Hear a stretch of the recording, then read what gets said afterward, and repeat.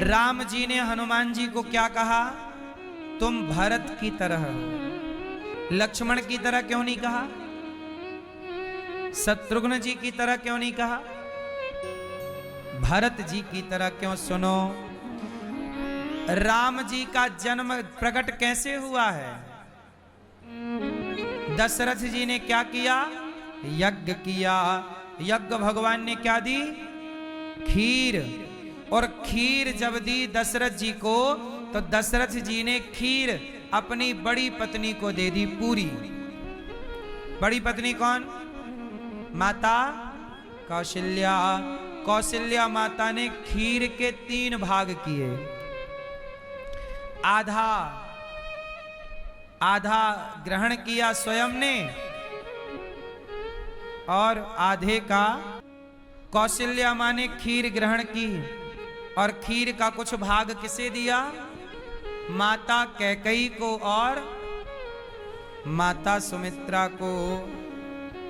तो आधा कौशल्या जी ने अपने लिए बचाया।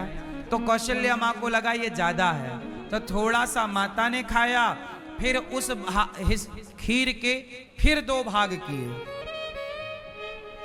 कौशल्या मां ने आधा भाग अपने लिए बचाया, आधे का आधा आधा कैकेयी और सुमित्रा मां को बांट दिया। फिर कैकेयी कौशल्या मां को लगा ये तो ज्यादा है, तब माता ने फिर 3 भाग किए। 1 भाग खुद खाया और 2 भाग एक सुमित्रा मां को दिया। तो सुमित्रा मां ने तुरंत खा लिया। कैकेयी मां को दूसरा भाग दिया। तो कैकेयी माता थोड़ा आलसी थी, उन्होंने कहा अभी रख दो कटोरे में, मैं अभी जरा देर में खाऊंगी, अभी मैं विश्राम में हूं। तो उन्होंने खिड़की के पास प्रकाश आ रहा था, रोशनी आ, वहीं खीर का कटोरा रख दिया माता कैकेयी ने। कहा अभी मैं खाऊंगी। तब तक एक पक्षी आया और वह खीर का कटोरा पंजों में दबा के उड़ गया। और उड़ा तो अंजनी माता जंगल में तपस्या कर रही थी, और संयोग से उन्होंने अंजलि बनाई ऐसी, और ऐसे तपस्या कर रही थी कि प्रभु कुछ प्रसाद दीजिए, कुछ वरदान दीजिए। तो चील को उस पक्षी के हाथ से वह कटोरा छूटा और ठीक माता अंजनी के हाथ में गिरा। और माता अंजनी के हाथ में जब खीर आई तो उन्होंने लगा ये भगवान का प्रसाद, उन्होंने खा लिया और माता हो गई गर्भवती। तो उनके गर्भ से जो पुत्र हुआ वो हनुमान जी हुए। यदि वो खीर कैकेयी मां खा लेती तो हनुमान जी कैकेयी मां के गर्भ से प्रकट होते।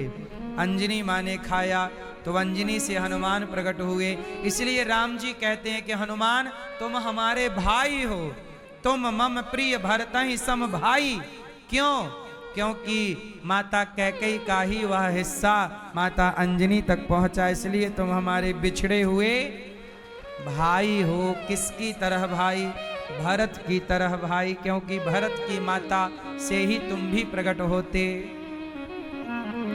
तो ये हनुमान जी की कथा है। तो पारा कहां से प्रकट हुआ? शिव जी से।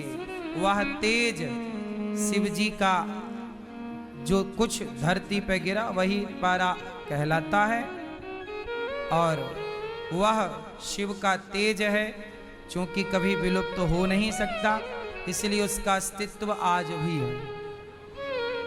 तो ये हनुमान जी के प्राकट्य की कथा आपने सुनी।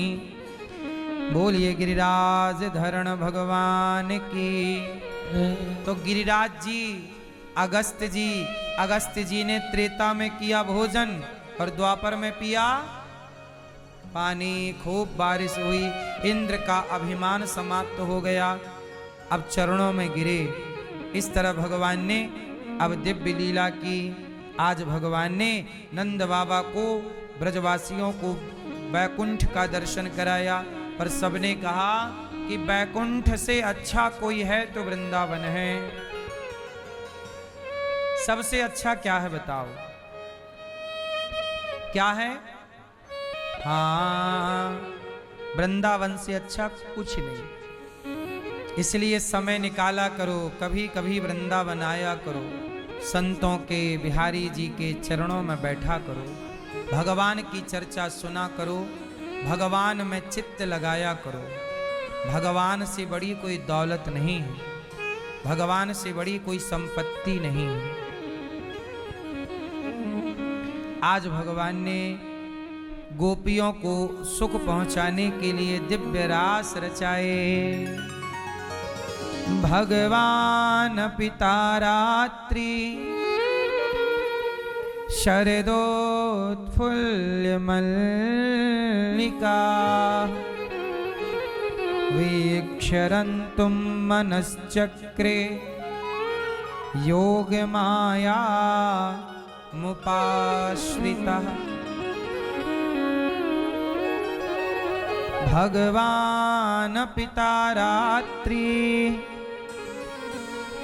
शरदोत्फुल्ल मल्लिका। आज भगवान की वह पावन रात्रि आ गई जिसका गोपियों को वर्षों से इंतजार था।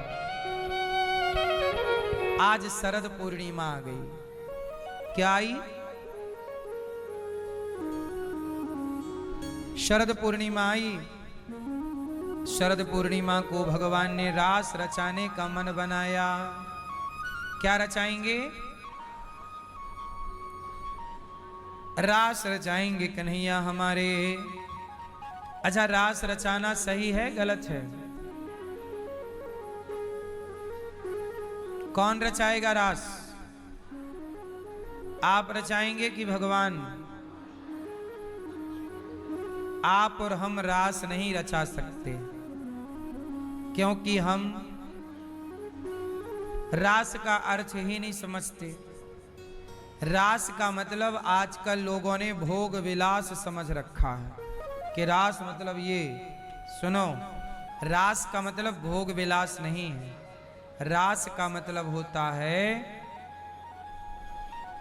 भगवान का एक नाम है रसो वैसा, रस।